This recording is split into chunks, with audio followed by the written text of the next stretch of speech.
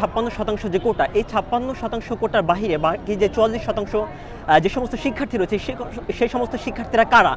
সমাজে যারা দেখেন, কেউ রিক্সা চালক রয়েছে, কেউ বাদাম বিক্রেতা রয়েছে, কেউ ড্রাইভার রয়েছেন এবং সমাজের কেউ শিক্ষক রয়েছেন, সাধারণ মানুষ রয়েছেন। আমরা কিন্তু সেই সমস্ত সাধারণ মানুষের সন্তান হিসেবে আমরা কিন্তু রাজপথে প্রতিনিধিত্ব করছি। আমরা যে রাস্তাগুলো ব্লক করেছি, রাস্তার মধ্যে যে সাধারণ জনগণগুলো মানে কষ্ট করছে, ভোগান্তিতে পড়ছে, আমরা সেই জনগণগুলোর পরিবারের সন্তান, আমরা প্রত্যেকেই তাদের পরিবারের সন্তান। আমরা এখানে আন্দোলন করতে এসেছি আমাদের যৌক্তিক দাবি নিয়ে, বৈষম্যহীনতাকে সাম্যকে প্রতিষ্ঠা করার জন্য।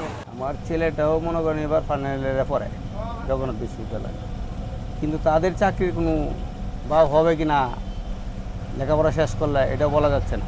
কিন্তু মুক্তিযোদ্ধাদের বিষয়টা ওনাদের কোটা আছে, চাকরি হয়, কিন্তু আমরা সাধারণ পাবলিক যাতে তাদেরকে চাকরি হবে না হবে না এটা একমাত্র আল্লাহর উপরে ভরসা। এখানে যদি দেখেন এই বৈষম্যটা যদি দূর হয়ে যায় তাহলে চাকরিটা কে পাবে?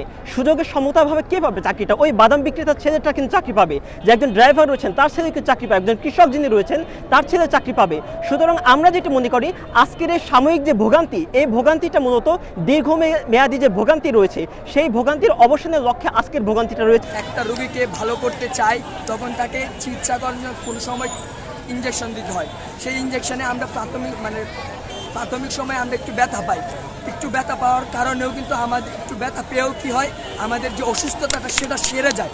এখন আমরা আন্দোলন করতেছি আমাদের দেশে সাময়িক সময়ের জন্য আমাদের যে সাধারণ জনগণ আছে ভোগান্তির মাঝে পড়তেছে, কথা সত্য, কিন্তু এই সাময়িক সময়ের ভোগান্তি আমাদেরকে এরকম একটা ফলাফল এনে দিবে।